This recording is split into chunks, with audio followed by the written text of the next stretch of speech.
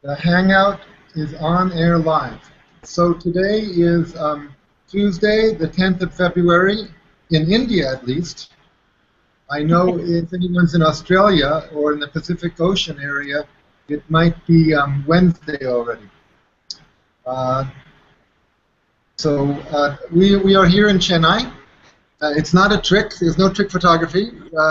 Richard Martin and I are are in front of the same. We are actually together. We are together in front of the same computer in Chennai, and I have to be careful to look in the cameras because if I look at myself, I'll look downward.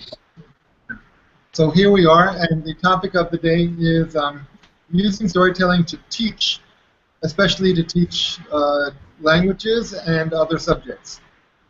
And Richard is a great expert in this. I'm a middling expert in this. But the first thing I want to say is welcome to Asha in Chennai here, Asha Sampath. Can you hear me, Asha?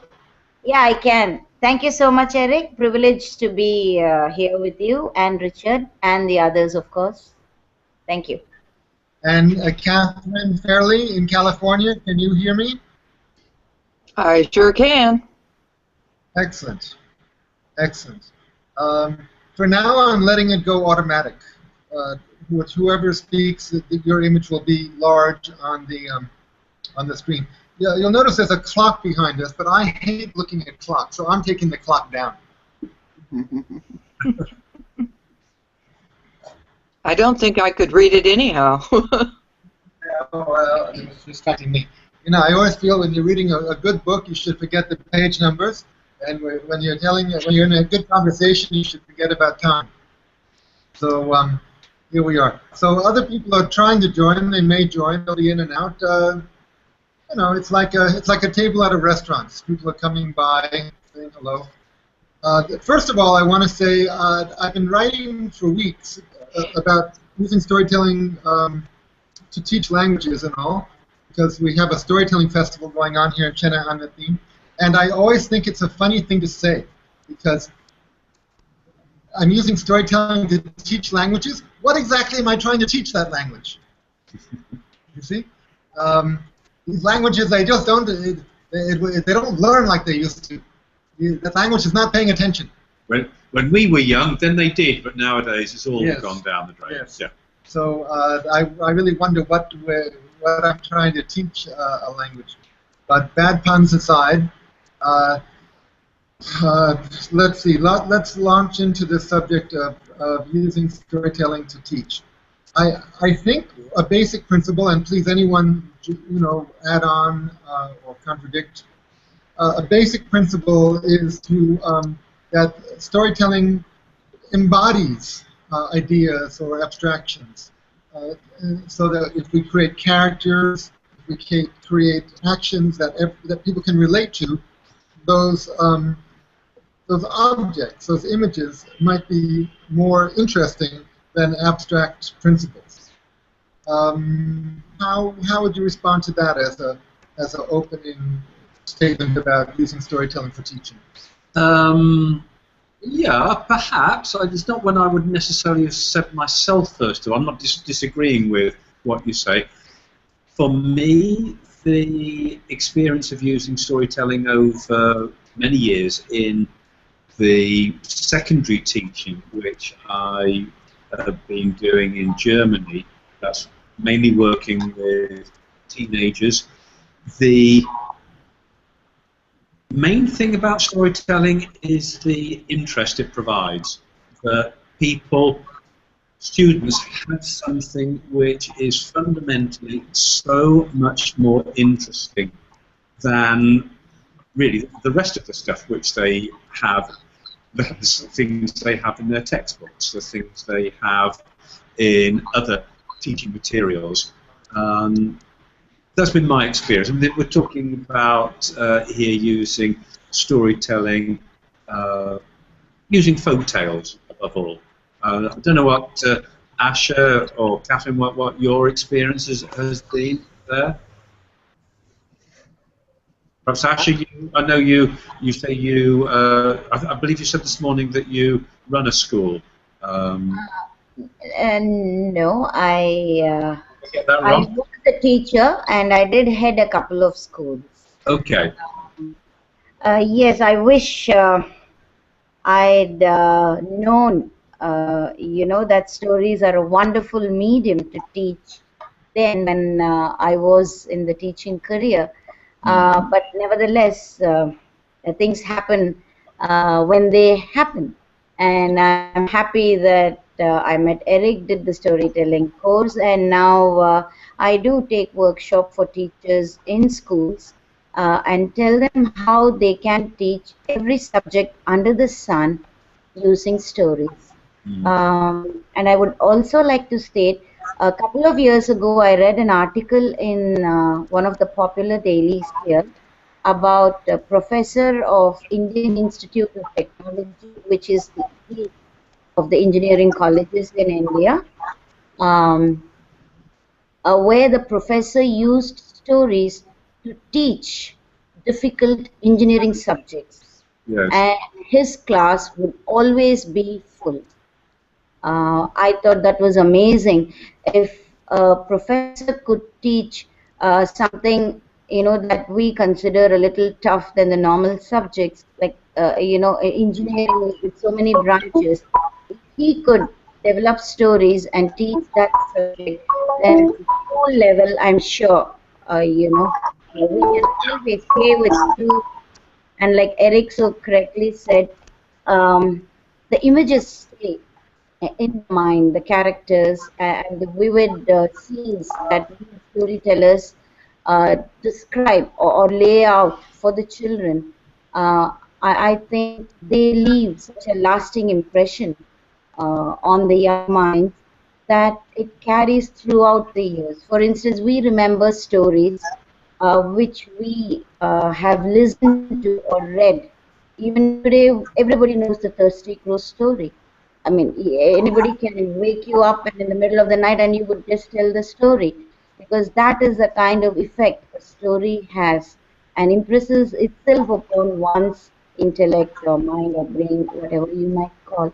So I guess it's a wonderful tool to use for teaching any subject under the sun. Okay, so what we want in this session is as many examples as possible, so that as people watch the live webcast or as they watch the recording, they get some actual things that they can use in their own teaching. Now, one story that I tell that is a good example of this thing of characters being on a mission and characters that we can identify with. And I learned this story from a USA storyteller. I'm blocking on his name at the moment. But this is the story about Walter the Drop of Water, who wants to travel someplace and eventually does. But, we can all relate, or many of us can relate to wanting to travel, wanting to see the world. And this drop of water eventually does. And along the way, he turns into gas. He turns into, he evaporates. He turns into snow. So, going into the different states of H2O. So that's one of my favorite examples. But I want to say that for my PhD research, I ended up studying children's songs and games. And this was with tribal people in the mountains here in South India. And I just saw that in their singing games, there were a number of elements in there which it seemed to me might help them also develop the language abilities. There were 4 elements that came to mind. One was that often when they would say it, they would do it at the same time. So you have that physical reinforcement along with the verbal action. There was one song of I'm picking up the stone, I'm throwing the stone, and then we're like birds flying, and they would walk in a circle, like birds flying to the temple. So there was that thing of physical reinforcement. And I discovered in the course of writing my PhD dissertation that there are modern language teaching theories, methods, equivalent to all of these traditional things. Yeah, that's total physical response. Total physical response. And another one was that there was a lot of repetition and variation. For example, I'm picking up the stone, I'm throwing the stone. So it's the same sentence, but substituting one element of the sentence. And that is the drill method. I forget the name of it, but there's a name for changing aspects of a sentence, but keeping the basic sentence structure, but changing a command into a question, changing a tense. Transposing the thing. Yeah. Yes, modifying a single sentence. Because I always find when I'm trying to learn a language, the variety of grammatical structures just blows me away. I'm lost in an ocean. So if I can have the same structure again and again and modify it in different ways, it gives me a sense of some sort of control and understanding of the situation. So the physical behavior, the repetition, there were a lot of questions and answers in the games, and there were a lot of role playing. So it's all situated in the context of human relationships or relationships between characters. Richard, do any of those four things ring a bell with you? Yeah, quite a few. I was just wondering whether Catherine has got something to say to that before I come in. Catherine, how does that strike you? What is your experience of this? Well, my experience at the moment is I'm hearing about every other syllable, so it's hard to follow. Okay. All right. Give me one topic, maybe I can get it. Well, I was saying that there were a number of elements in children's singing games here in South India that seem to help with the acquisition of language. Are you hearing me now? Yes, better, yeah. much so better. These four elements were physical acting out of the word as they would say it, repetition with variation, repeating a sentence but changing parts of it, questions and answers, and role playing. Did you hear those four things this time? Not sure. Yeah, I think Catherine has a difficult connection. Why don't we, Richard? Why don't you? Okay. Yeah, I'm not a psychology expert in any way. However, my experience is that... Oh, come on, all storytellers are. Well, yeah, okay. But I don't lay claim to more than my fair share. I would say, though, the aspect, as I understand it, of when we are teaching so much in a more formal, traditional manner, the facts are there, the facts are presented, the student is expected to memorize the facts, understand how they fit together, and, if necessary, regurgitate the whole lot for an examination to prove that they have learnt it. Afterwards, they can promptly forget it. That's okay. But naturally, storytelling does work by presenting things to a different part of the brain. I was at a workshop the other day, Mohan's workshop, where he was talking about the limbic center of the brain, that the emotional parts of the brain are engaged in a manner which is not always done in school. Your example, Eric, with is the fact that here, being presented a story sequence, it's going to be understood by the child's brain in a way which the bare facts about evaporation, the water cycle, will not so readily be. We're making it fully understandable. Oh, yeah, let's say fully understandable to the child, and the child relates to it, whereas the material on the page of the textbook remains information on the page of the textbook. Is the fact that here, in terms of the story sequence, is going to be understood. Okay, I just want to interrupt by saying that I've just checked the webcast, and it actually is happening. So if anyone is watching the webcast, please send comments and questions to my email ID. I'm sure if you've gotten this far, you probably know my email ID. So please, and if you can't get into the video conference somehow, send me an email about that too. at this point, I don't know what we can do about it, but at least send comments and questions. The comments and questions can be discussed here. We'll see them That's on the right. screen. That's right. Well, we'll see them here, and I'll read them out loud. Excuse me just a second. I have to get a cable before this computer runs out of battery power. Okay. So Eric's racing off to get that and keep us online. Yeah. Catherine, can you hear us better now? Catherine, can you hear us better now? It does seem to come and go.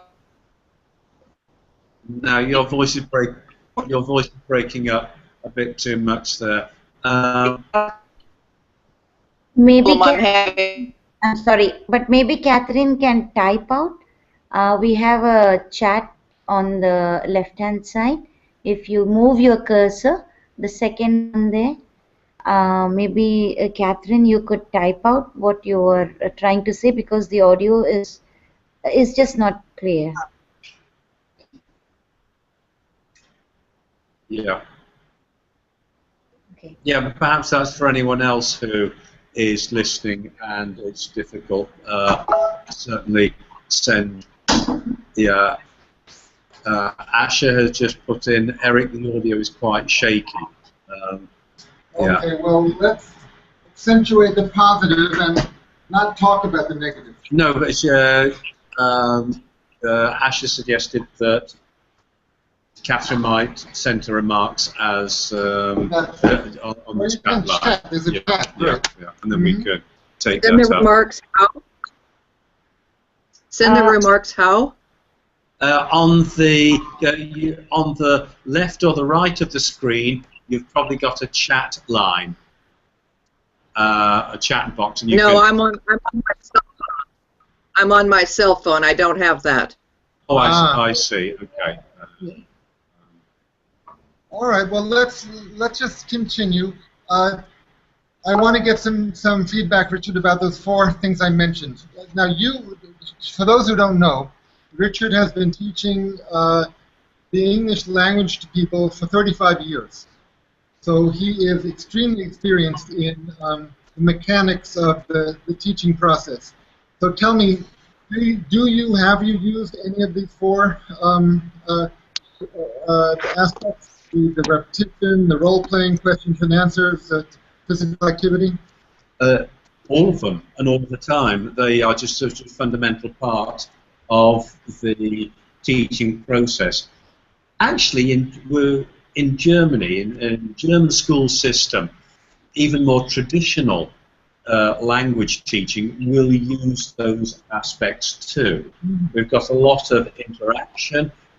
We try to get the kids talking with each other, with the teacher, to perhaps more so than in other educational systems, certainly more so, I suspect, than is very often the case in India. However, for a student to be engaged and to want to do that, it is necessary, of course, for people to have material which is of interest. Traditionally, textbook stories are there, the archetypal family in an English town with mother, father, 2 children going to school, etc. All of these things, that's what textbook material is typically about, and what happens to the family. It's not actually that with a student, in my experience. They don't really believe that much. It's in the textbook. They don't engage the student on a deeper emotional level. I don't know whether people can relate to that particular aspect of presented with material which is not that interesting, whereas storytelling, folk tales, in my experience, they are just so much more powerful. Well, what about, so you're saying that the content has to be interesting. Yeah. What about, like, having students do family histories? If they can talk about them, say, yeah, that's an interest, of course. But what we present traditionally in a textbook is of less interest. It may be a family history of people they do not know.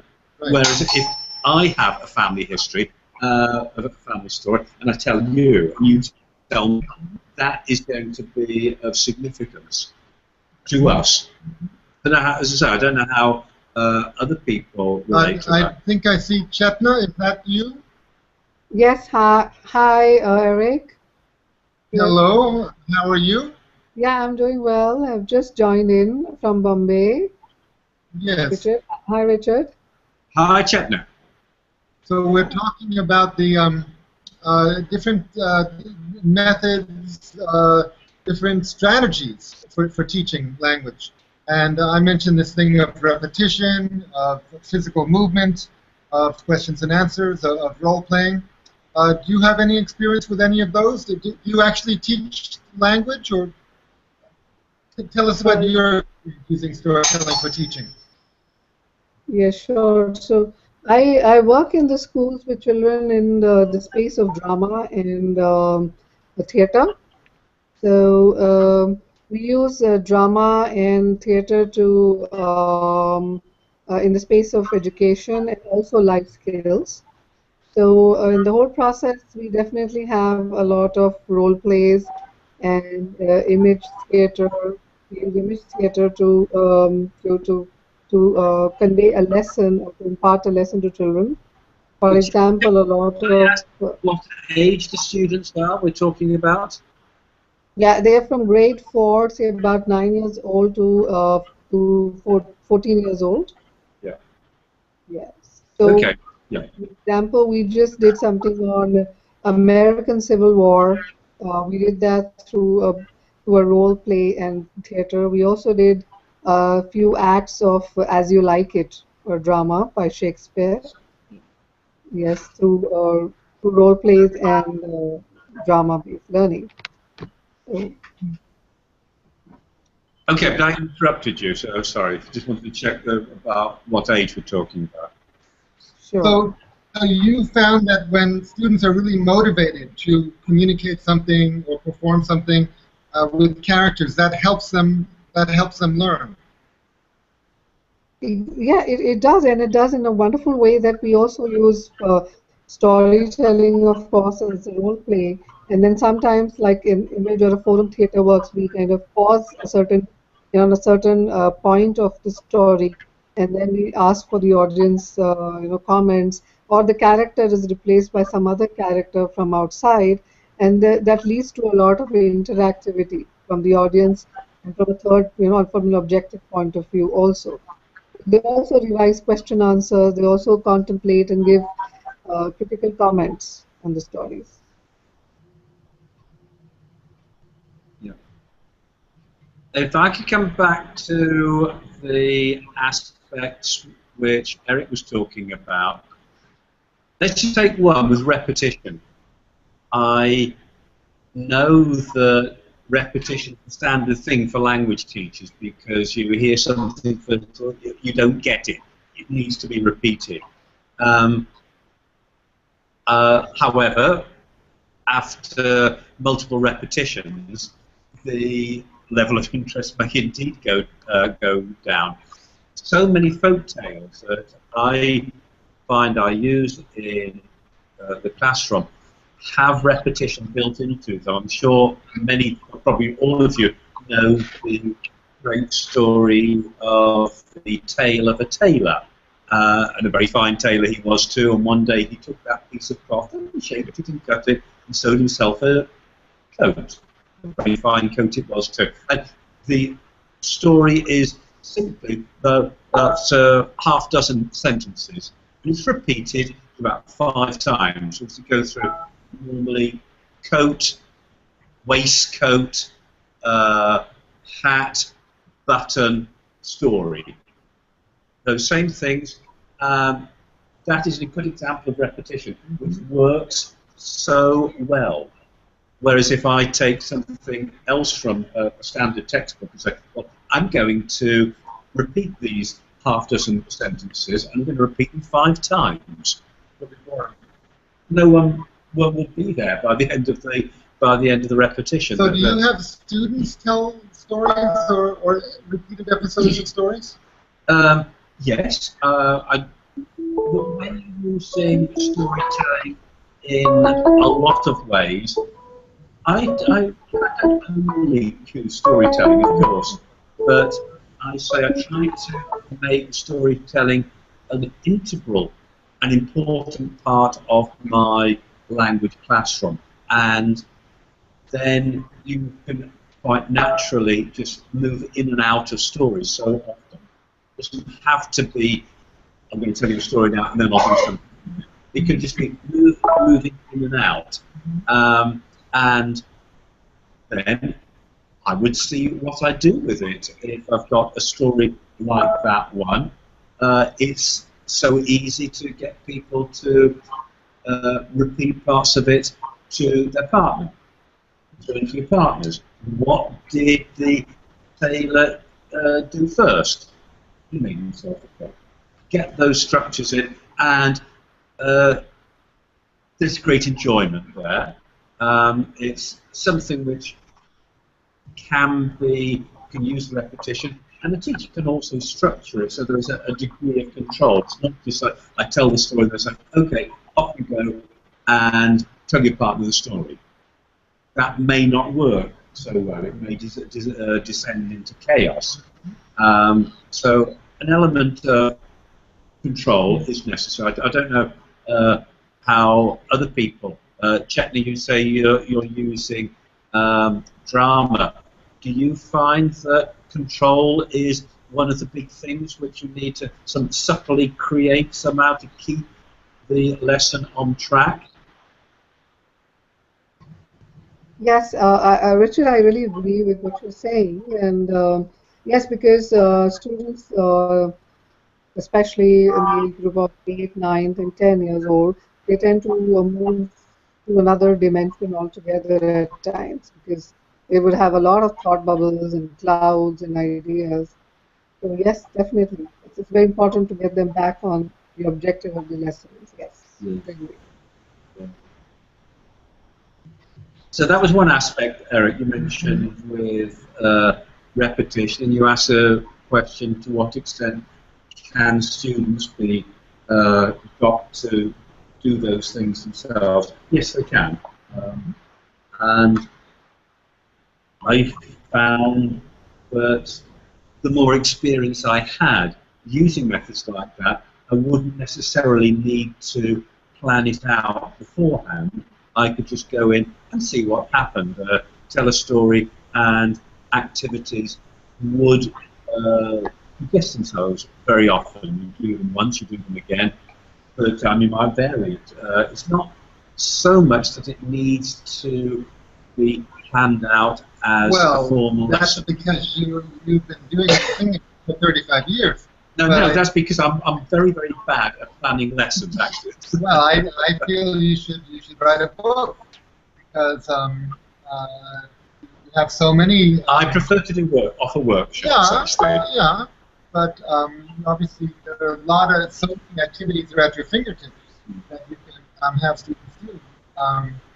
You have an embarrassment of riches. Choose one out of so many. I'm thinking of the phrase, "I'll huff, I'll puff, I'll blow your house down." So I think if I was learning Japanese, I would like to learn that phrase in Japanese, and I would repeat it because it would be fun. Yes. I would do the wolf, and I would repeat it again and again. Yes. And slowly, I think I might learn bits and pieces of the story, especially the parts that the repeated conversation is. With young children, for example, if I could just give another example, young children, I have a favourite story which I'm sure, again, is very well known. In English, it's sometimes called Jack Turnip. I call it the strongest of them all. And it's about Jack, who is cold in the middle of an English winter because he hasn't got any wood for his fire. So, although it's snowing and there's ice on the ground, he takes his axe and goes out to look for a tree, and sees a tree, smiles, because I've got an axe, I'm stronger than you.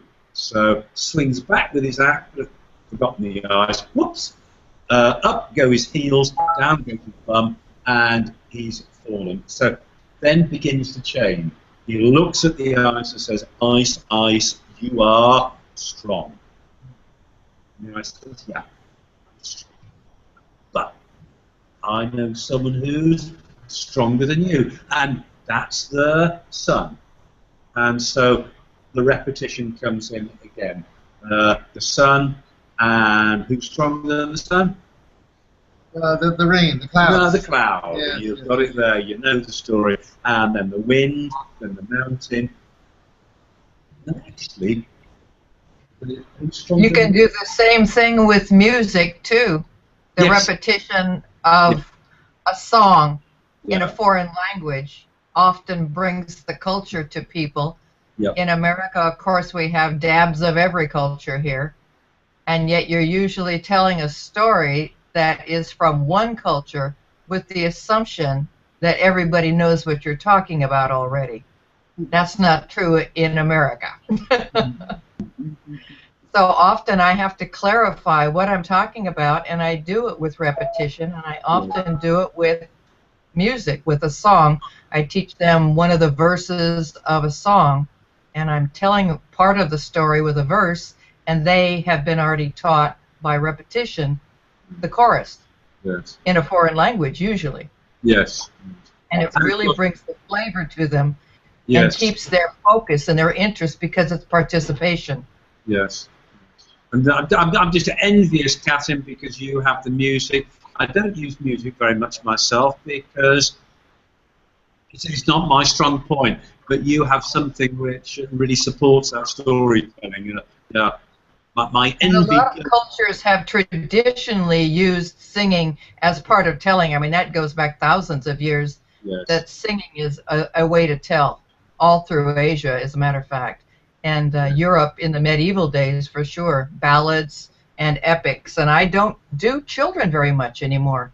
No. But I think one of my jobs as a storyteller is to bring culture and ethnicity and world travel and different points of view to my audience. And it seems to work really well. I've lightened people up on their impression of whatever a culture is or isn't by making it more human, more personal, way beyond what headlines give us, what movies give us. And even if you're on a tour, you're not going to have the same kind of experiences traveling one-on-one or hearing one-on-one experiences that happen in an epic or a folk tale, that sort of thing, if you really add the culture to it and allow them to really soak it up and participate with music or with verses or repetition, whatever it is. I mean, they work with kids, but they work well with adults too. Very true. Very true. Asha, were you saying something? No, I was just agreeing with what Catherine was saying. That I guess, down the ages, whether via songs or the oral tradition, the idea was to impart what one person knew to another. And I think the best way is, telling stories or via music. So the art has really, I think it kind of impresses upon a person's mind, child or adult, as the case may be, because we have grown with that. And like Catherine so rightly said, for thousands of years, music has been used, songs have been used, and of course the oral tradition. So it will work if you have stories or if you have songs while teaching adults or children, because it is there in our genes, if I may dare say. So I wish that teaching at all levels, um, would be told or could be told via the medium of the arts, be it stories or song format or music format, because that really stays in the mind for a long, long time than just learning by rote or writing something on the blackboard or PowerPoint presentation. That's my opinion. Yeah. I'd be interested in asking Catherine a question, if I may. You just said, Catherine, your experience of using stories, using music in particular, song. How long have you been doing that? How did you start doing it? Was it just using your storytelling skills automatically, or were you a teacher before that? Did you have any training for it, or did you just find yourself doing it? Well, it's kind of a blend of things. I was not a teacher exactly, although all my life I feel like I've been one. I was a librarian for a while, and I was involved in theater for a while, much of it musical theater. So when I, as a librarian, was asked to read to kids as a school librarian, you're reading to kids, and I just really wanted to put the book down and have eye contact. Mm-hmm. And so I got into that, and my musical background with the theater, I just plugged that in. And so I've been doing that for about 25 years and expanding it more and more, even now, especially that I do teens and adults and not little kids. That means I do much more complex things. Yes. And I love it. Yes. And I find that actually kids like it too. And even though I do adult house concerts, teenagers show up a lot because it is not what you find on the blackboard. Yeah. Like you said, it's not what you find on the blackboard. You're volunteering. The wall comes down when you use words, music, humor, a lot of humor. I just feel like it should be a law that all teachers are storytellers. That is so true. Yeah.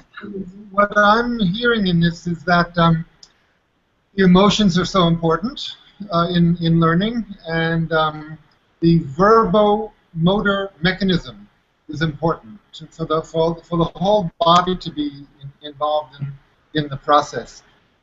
Now, especially when Richard, go ahead. Be careful here. When Richard tells, especially, I feel very involved in stories because he's a master at doing dialogue, with one character talking to another and then talking back and then talking back.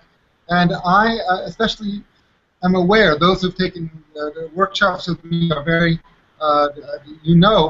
I feel very strongly that when we listen to stories, we imagine ourselves in the story. Right. And especially when we hear dialogue addressed towards a story character, we feel it's being addressed at us. Richard was just telling a story. The son said, "Who is stronger than me? Who is stronger than you?" The son may be saying that to another character, but I, as a listener, am hearing the son is asking me a question. So I feel like I'm that character that the son is talking to. So the process of being a listener is a process of being in the middle of a maelstrom of activities and emotions and relationships that is changing every moment.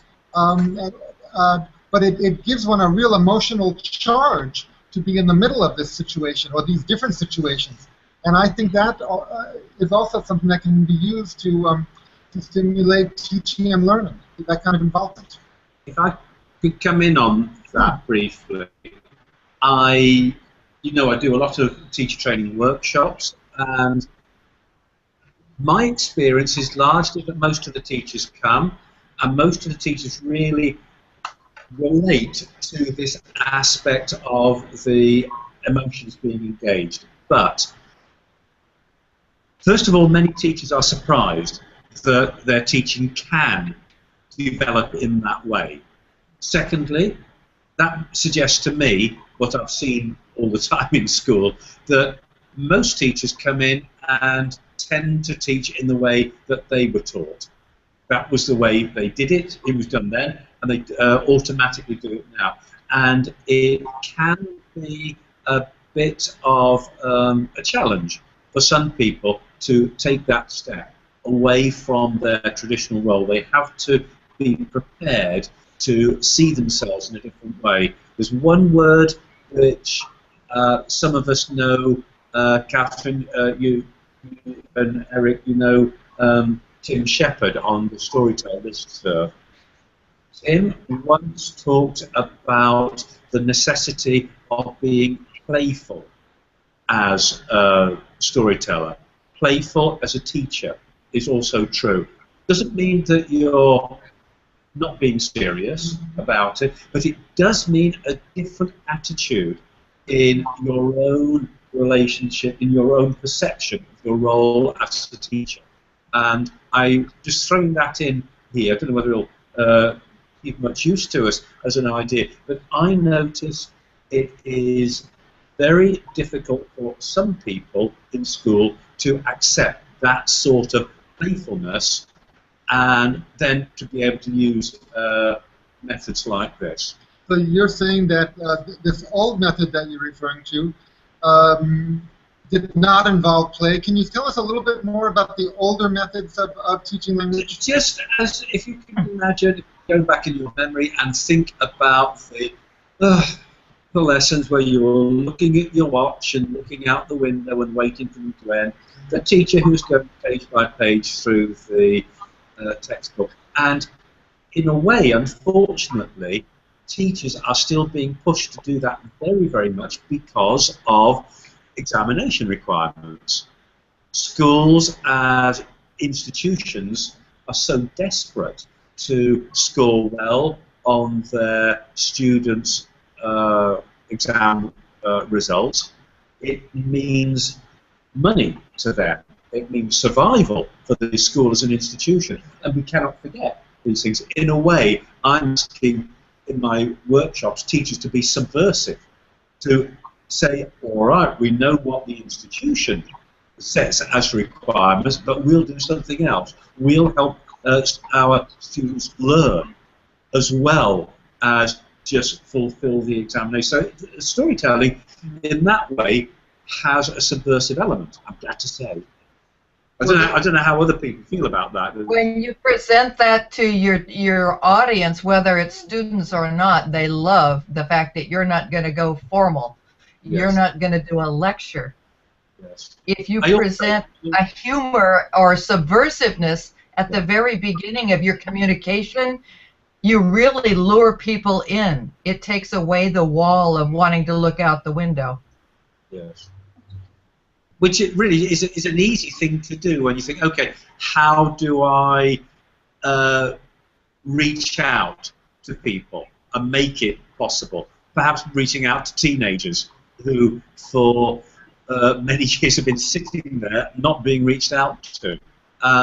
It's not rocket science. It does require me to have a slightly different attitude to my role in school, my role with the students, perhaps. Well, this is part of a long effort of bringing the arts into education. My mother, bless her soul, 50 years ago was supervising and assessing dance in schools, traveling around the country and writing reports for the USA government. I think probably most of those programs are cut now because of budget reasons. But, arts people are often the last one to be brought in and the first one to be cut because there's still this belief among many mainstream educators that the arts are fluff. Whereas us arts educators are always saying, it's not fluff, it's the center of teaching and learning. But it's a long struggle. I'd like to state that, today with all that syllabus and so much of studying that children have to do, whatever age, whether be it kindergarten, school, middle, primary, middle and high school, or colleges, I think the element of excitement is lacking. And I think a new way of teaching using stories or the other arts would infuse that kind of excitement in students' mind, and I think learning would be more interesting. Because otherwise, when I speak to, in fact, when my sons were growing up, and I used to tell them I used to love going to school because it was fun.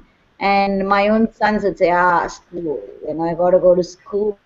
That the change in the tone, attitude. So, like Catherine said, if we could have teachers tell stories, maybe children would say, "Oh yeah, I want to go to school in the morning." That kind of enthusiasm that is lacking, and I think, and I strongly feel that stories can bring back that excitement in not only the teachers and also the students too. Yeah. I agree with that very much, Ashen, entirely. I was wondering about Catherine. You present your experience. What's your experience with other teachers? Have you found that many other teachers in the school are in agreement with that, prepared to work like that, or were you a lone voice in the wilderness? My experience with teachers is that they're often boggled at how you get children to remember things or pay attention or be, care. Yeah. And I think part of the storytelling that should be part of teaching is creating a mystery and having them sucked in until you resolve it, or even do the participation that allows them to help resolve it. I can remember telling stories to kids who are autistic, and the teachers going, "Oh, well, the storytelling won't work with them." And I said, "Well, let's give it a whirl. What the heck?" Yeah. And I told stories, and the kids were just looking very, very blank, and yet the teacher found out that the next day they were telling stories to each other, and even a week later they had retained the story, and when they saw me in the hallway, they would come up to me, and I'd say, "Oh, what story are you talking about?" And they would tell me the story. Yes. Yes. Teachers were blown away. Yes. Yes. Okay, we have a couple of comments coming in by email. I'll just read them aloud, or questions. Regarding introducing a new language with stories, should we use colloquial or formal language? And that's especially a big issue here in Tamil Nadu, Yes, because yes. spoken Tamil is so different from literary Tamil. How to introduce grammar through stories. Maybe the repetition is helpful there. Ways to introduce concepts, well, abstract concepts. How can we bring in abstract concepts with stories? Does anyone have any response to any of these regarding colloquial versus formal language, regarding grammar, and embodying abstract concepts? Yeah. I know what works with abstracts for me is making parallels with things that kids already know, or the audience already knows, making a parallel, comparing it to something they're totally familiar with, and usually getting a laugh out of it, and you compare it with words or abstract concepts and saying it works like this, which you already know.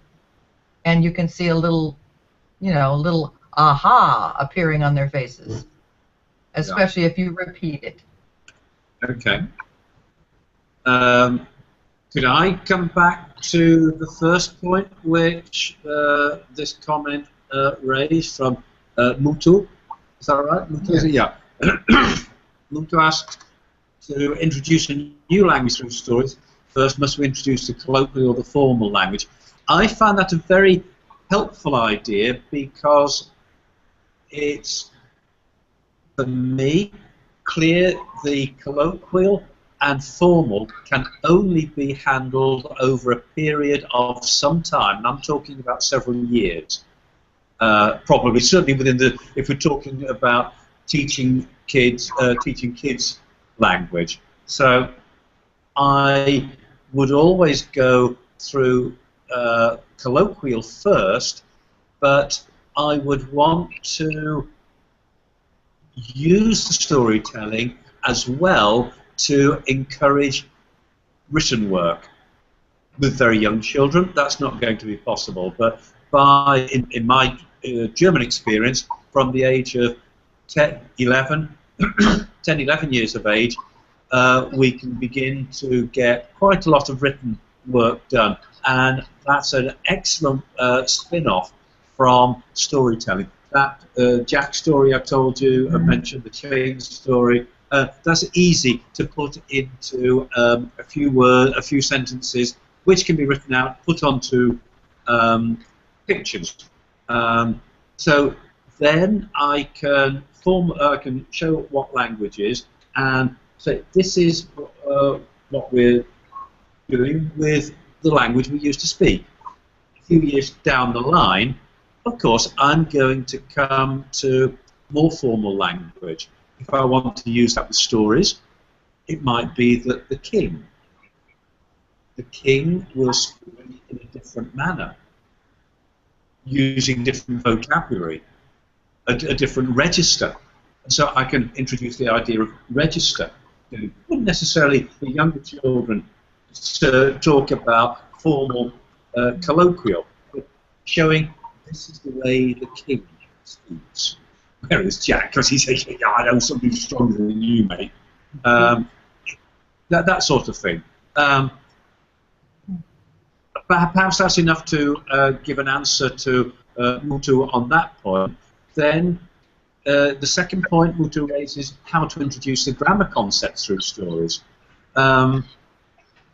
Well, stories use grammar, and those grammar concepts are formalized in textbooks. Okay, what about if sentences?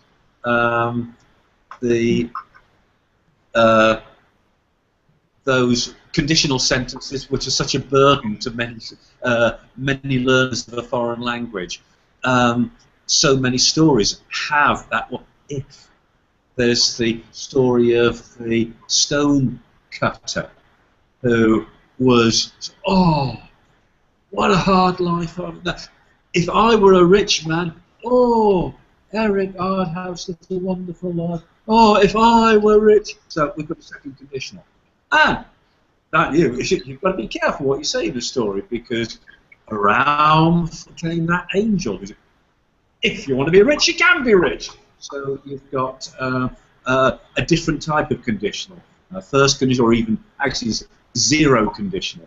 You can make it first conditional. If you want to be rich, I'll make you rich. And actually show the students that we're talking about a different voice. And I use that story, again it's repetition, because he goes through being a stonecutter, a rich man, a king, the sun, the cloud, the mountain, back down to the stonecutter is how he ends up. But every time it's the same repetition with those two conditional sentences. And I say here, this is poor man's grammar. If I were rich, oh, that'd be good. If I were rich, I'd sleep in a soft bed with silken sheets. So that is poor man's grammar. Whereas the angel, who can do anything, oh, if you want to be rich, I'll make you rich. And so we can take the structures from that, and that's one of the best examples, I think, for taking a story and using it to not only present the different structures, but actually what is in it. It's a different voice. Yes, I mentioned before this thing of repetition with variation, but what you're bringing into it is that variation of characters and tone, and so you can take a sentence, you know, going to the house, you can make it into a command. Go to the house.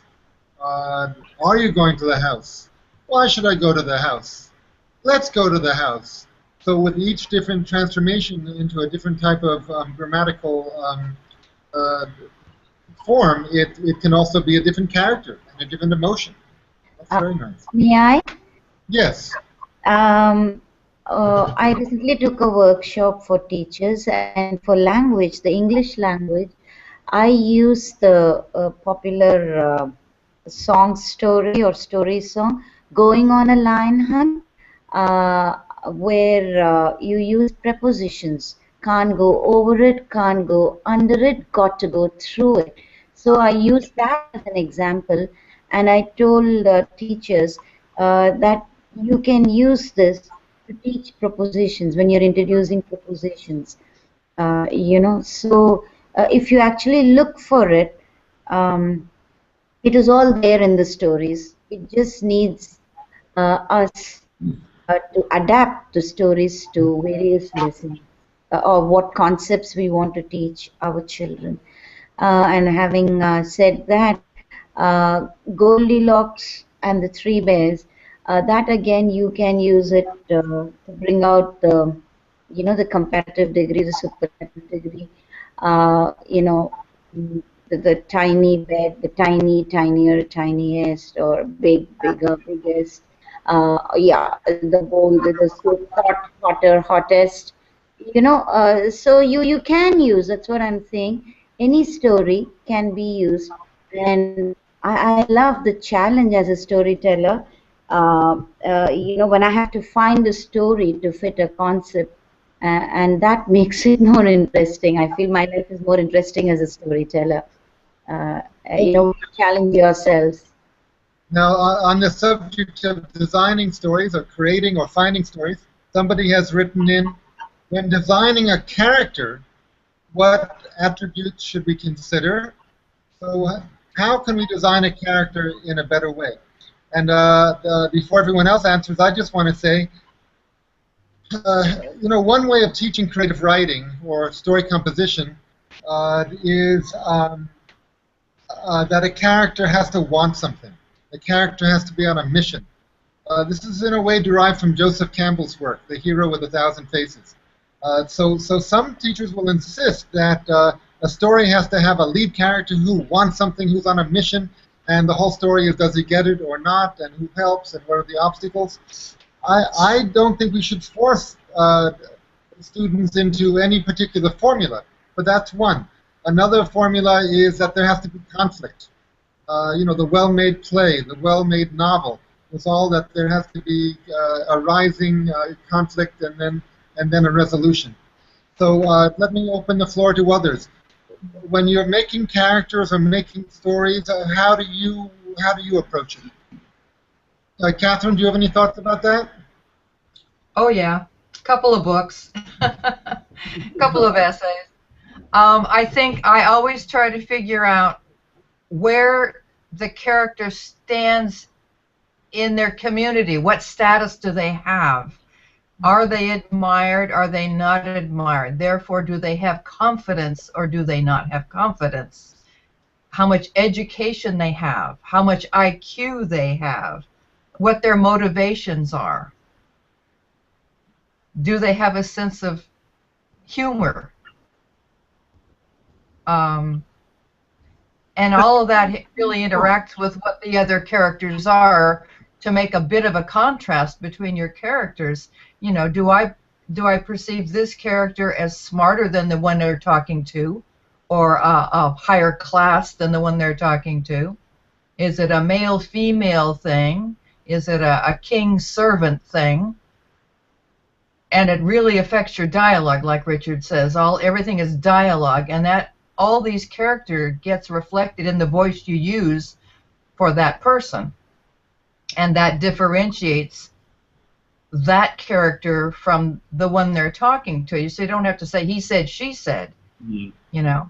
If he's a lower class guy, say, why are you talking like this, dude? What the heck, And the king says, I do not believe that is the way it is properly done.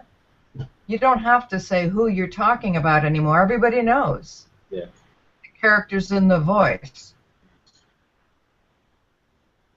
And that makes it, of course, so much easier for the students to get into the story as well. And perhaps it's just that my work with teachers who are coming to this sort of approach, first of all, for the first time, suggests to me that so many are out there, so many are ready to be playful, as Catherine was just playful there with her voice, and as soon as they discover it, they are delighted to. Now, why is it that it has taken them so long to discover something which is so obvious? And it's obvious to us because we do it. Now, why is the educational training system They think not it's below them. They think Yeah. it's below them to be so silly. Yes. They think teaching means that they have to be above everything. Yes, it's this playfulness again. And, yeah. I think we've all come up with this when we do workshops in corporations, that the managers and the executives, maybe people at the very top don't care, but the middle level people, the main role they want to play is executive and manager, and they're not interested in playing rabbits or any other character, because pretending is a foolish activity. And it can only be done in a situation where there's a sense of trust about it, that people won't ridicule you in it. You won't be left high and dry making a fool of yourself while everyone else laughs at you. Could I just come back to what Catherine said about the characters, the way you approach it? I've never thought of it like that, but I suppose I do instinctively do it to some extent. The question which we were sent was, when designing a character, designing a character for the story, what important attributes need to be considered? In a way, I think, Catherine, what you're saying is, look what the story tells us, because it's the way we're telling the story that brings out those aspects of the character. Above all, status in relation to the other elements in the story. Perhaps the questioner here is saying, what attributes should I bring in? In a way, I would caution about bringing in too many attributes, sort of designing a character as if you've got a fully rounded character who would be at home in a novel. I notice this tendency for people with people in workshops, that they want to really do well and come in with this fully rounded character. Actually, what we're talking about in folk tales, which is my particular speciality, folk tales do not have fully rounded characters. We have much flatter characters, and the attributes of the character are indeed given by the story. So I would suggest a good answer to this is listen to what Catherine has said here. Also, consider what the story has to give us and try to avoid putting in extraneous attributes. We may very well be clouding the central issues which are there in the story. I'm just saying this because I've noticed people put them sometimes overdoing it. Yes, yes. Overdoing your character depiction can actually take away the relationship the audience has to the character. I love to describe the heroine as the heroine and not describe her visually, so that all of us can say, oh, that's me. Yes. Okay, that's nice. That is it. Folk tales do not do details very much. If they do, they're there for a functional purpose. Where a novel may have additional room for a lot more attributes to come in. We have to be careful about that. So, a very good question here, and at least that's my take on it. Okay. And a lot of times your character actually grows during the story. They learn, they mature. Yes. So don't freeze them at the beginning. Yes. That's a good point, isn't it? Yes, that development which the listener needs to go through as well, or to experience. You can't start off at the top. Okay, I feel we're getting close to the end of the conversation, and I would like to tell a little story, which might be useful in some teaching situations. If anyone else would like to tell a little story here at the end, that would be great too. but the story that I'm going to tell is Lost in a Forest of Words. This is a story I made up to amuse my 7-year-old daughter. And it's about a brother and sister who they're getting ready for dinner, and mother says, now children, don't go far. We're going to have dinner just in a few minutes. Father's going to be home, so just go out and play, but don't go far. So the boy and the girl naturally go out and wander off and get lost. There's a forest nearby, and they're walking and walking. And eventually they do get lost in the forest. And there's a small man in front of a tree. And the brother says to the small man, sir, can you help us? We're lost. We're trying to get home.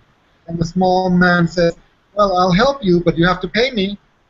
The boy says, but we're just children. We don't have any money. That's not fair. But the small man says, no, you don't have to pay me money. You have to pay me words, my boy. You are lost in the forest of words. Look up at these trees. And sure enough, the leaves of the trees are shaped like letters, English letters, Tamil letters. So the little man says, "I'll tell you what to do, but you have to pay me 5 words that rhyme with book." How nice. Okay, so book, hook. Can anyone help? Cook. Cook. Shook. Okay. So the man says, all right, there's a village down there. Go to the village. You'll see a tree. You'll see a rock. Go to the village. There'll be a lady in the market selling watermelons. Go and ask her what to do. So they go, and they meet the lady, and actually they want a little watermelon because it looks so good. So they ask for it, but the lady said, you'll have to pay me. I want 4 words with a double O in the middle. Double O in the middle. Balloon. But balloon, yes. Right in the middle. Well, it's soon. Okay, we got it. And she says, okay, you need to go down the hill to the river. At the river, there'll be a man with a boat. He'll take you across the river. So they go down, but the man in the boat says, stop. I want 3 puns. What's a pun? Oh, it's 2 words that sound the same, but they're spelled differently, and they have different meanings. Does anyone know any puns? Soul. U-L and S-O-L-E, okay. The most common one is sun. S-O-N, We need one more. It was a rabbit. Oh, no, it wasn't. It was a hare. Hair, yes. Hair here. Hair. Okay, good. H-A-R-E, H-A-I-R. They go across, they walk to the farm. They come to another river. But this boatman says, I want 2 triple puns. Triple puns. 3 words that sound the same but are spelled differently and have different meanings. Oh no, we'll never get home. Can anyone help? Red. Red, the color. Red, R-E-A-D. I read the book. What's the third? Where salmon spawn is the salmon's red. That's a very technical. I don't know. Well, okay. It's true. You have to look at that. Okay, what about 2, 2, and 2? T-W-O, T-O-T-O-O. One more. Okay, listen, everyone. I'm going to tell you the most important triple pun you're going to ever hear. Many people go through their entire lives not understanding this triple pun. There, and there. T-H-E-I-R is possession. T-H-E-R-E is place, a place pronoun, and T-H-E-Y apostrophe R-E is a contraction. There. Okay, they're going to their house over there. Okay, they get in the boat, they go home. They run, they get home just as their parents are sitting down for dinner, and their father says, children, didn't your mother say not to go far? What happened? So the boy and the girl look at each other and they tell the truth. I'm sorry, Father, we got lost in the forest of words, but we won't do it again, especially not before dinner. So they're forgiven. So that's the story. And the fun of it for me is facilitating audience participation. Asking for help in finding these answers to the questions. I'm really looking forward to Kieran Shah's visit in a couple days, and she's going to be especially talking about audience participation in stories. Does anyone have any feedback about this story, or does anyone have a story of your own? That's a good one, Eric. I like it. Thank you. Yeah, everyone's welcome to use it. No copyright. I'll give a story about telling a story in school. Again, it's a cautionary story in a way, because it's an experience I had with a young class. I was teaching 10-year-olds, and they were in their first year in the school, in the secondary school, and it was their first year of English. And there was a range of abilities. Towards the end of the year, you know, you think you might tell very simple stories, lots of repetition, very limited structures, limited vocabulary. I used to think that's what I should do with young kids. And I use those stories as well, of course. But I have always found that I began to stretch and stretch their abilities more. And I told a story in that class, I suppose, after about 8 months in the class, so towards the end of the first, or perhaps even earlier, I can't remember exactly. But it was a story which I'd heard from Laura Sims. It's The Black Prince. Perhaps some of you know it. It's an Egyptian tale.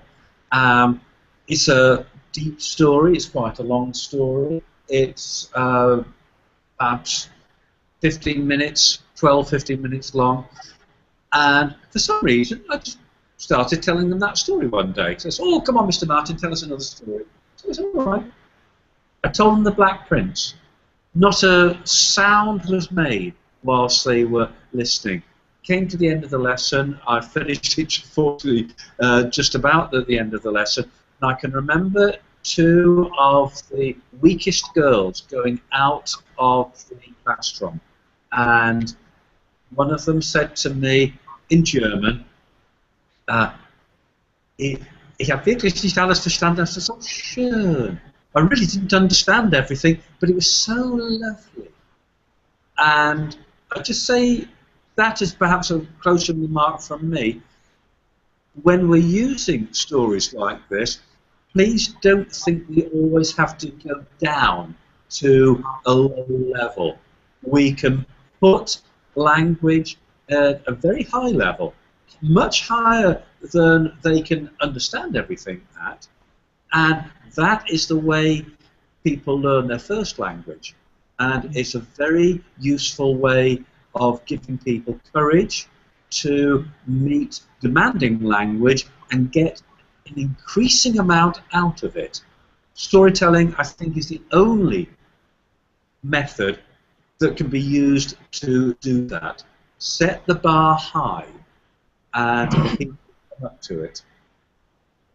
And it's a compliment to the audience.